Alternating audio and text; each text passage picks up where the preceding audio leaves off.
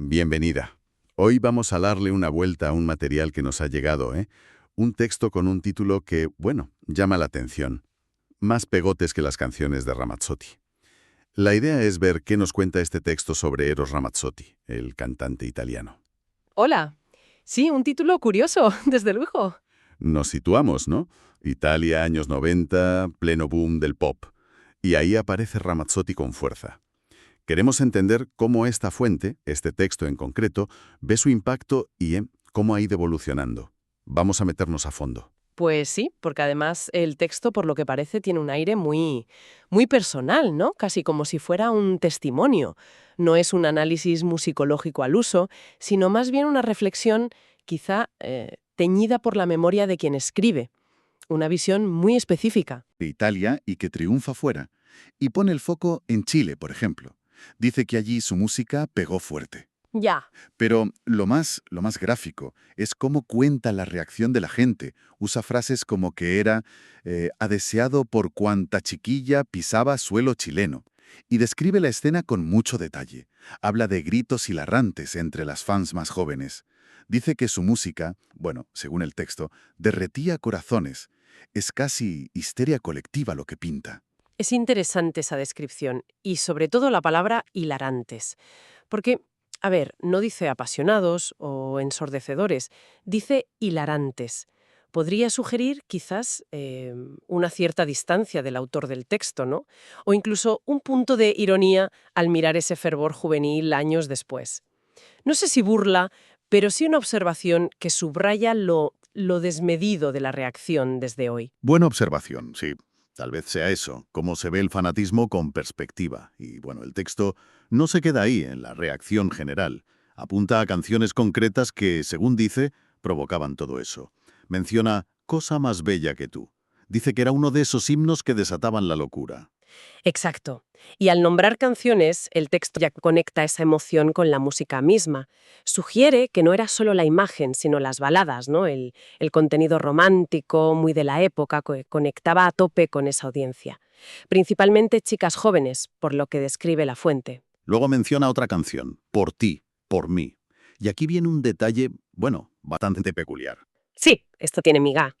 Porque el texto afirma, y suena bastante seguro, que la intro de batería de esa canción está patentada. E incluso va más allá. Dice que los músicos nuevos no podrían usar ese mix de batería sin pagarle derechos a Ramazzotti.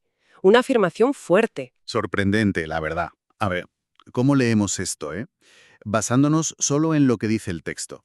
¿Lo presenta como un hecho real o es más bien parte de la leyenda que se creaba alrededor de él? Yo creo que dentro de este texto tan personal, tan de recuerdo, lo de la batería patentada funciona casi como un símbolo, ¿sabes? Más allá de si es verdad o no, que eso habría que mirarlo en temas de propiedad intelectual y es complicado, lo interesante es lo que significa para quien escribe. Podría ser una forma de decir, mira si era especial, mira si era único en su momento, como si su sonido fuera tan propio que casi necesitaba protección legal, como un invento. Refuerza la idea de que Ramazzotti, para esta fuente, no era solo famoso, sino que tenía algo distinto, inimitable, en esos años dorados. Entendido. Es como para recalcar la magnitud del fenómeno, tal como lo vivió o percibió el autor. Pero el texto no se queda solo en los 90. Avanza.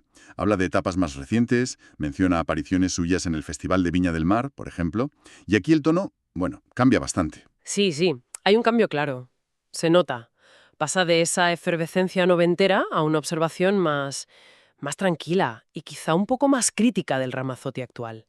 Siempre desde la óptica de esta fuente, claro. Claro, porque usa otras palabras, lo describe como ya más viejo, que bueno, es normal, pero luego habla de la voz.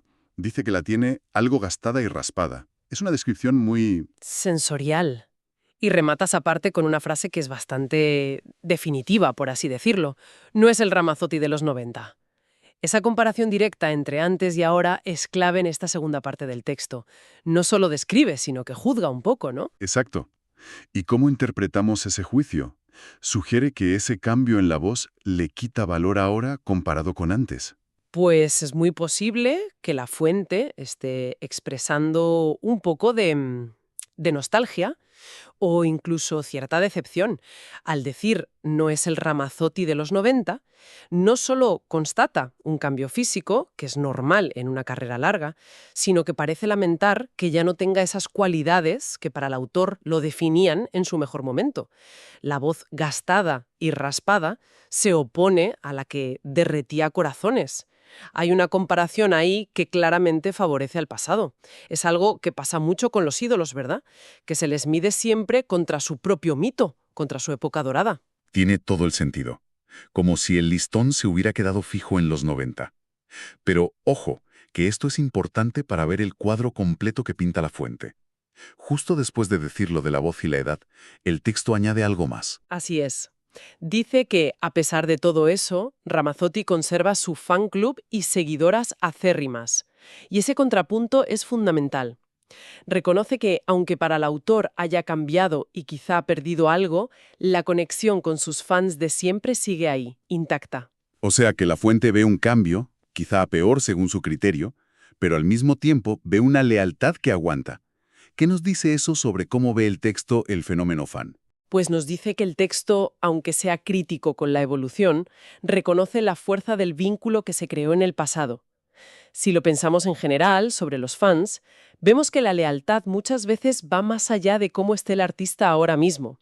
Se basa en recuerdos, en vivencias, en la identidad que se construyó con esa música. El texto parece admitir que para esas seguidoras acérrimas, el Ramazzotti de hoy sigue siendo su Ramazzotti. Da igual si la voz no es la misma que en los 90. Es la memoria y el afecto contra el paso del tiempo. Que dura y su público. Exacto. Y subraya cómo la percepción de un artista puede ser súper diferente según quien mire y qué historia personal tenga con esa música.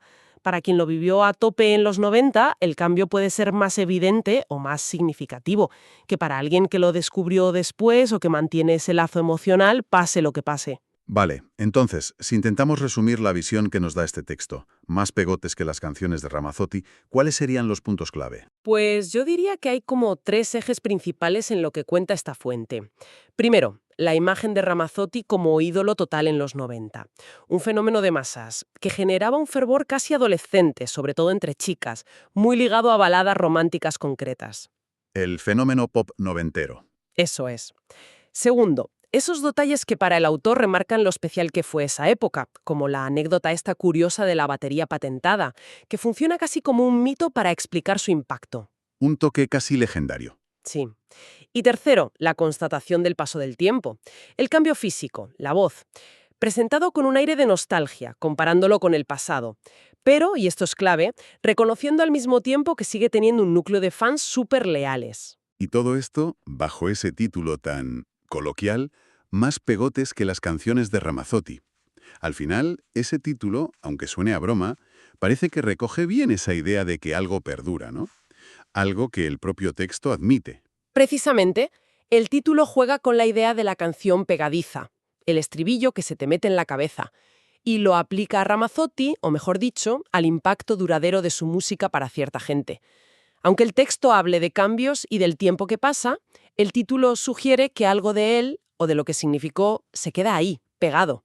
Es una forma un poco irónica quizá, pero efectiva de señalar esa permanencia que existe junto a la evolución.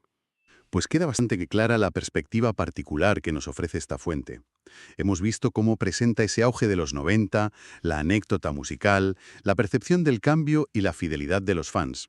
Una visión muy concreta, muy filtrada por una mirada personal. Sí, es una foto muy particular.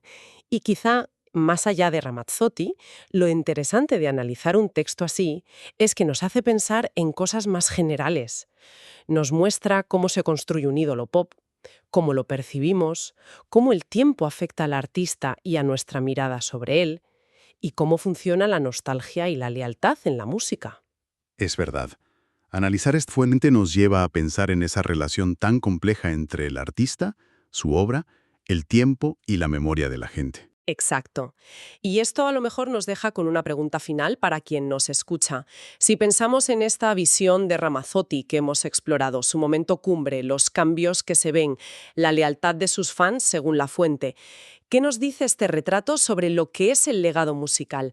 ¿Cómo interactúan la música creada en un momento, la evolución del propio artista y la memoria afectiva del público para formar lo que al final queda de un artista décadas después? Esto plantea una pregunta importante sobre cómo se teje esa relación entre música, tiempo y memoria.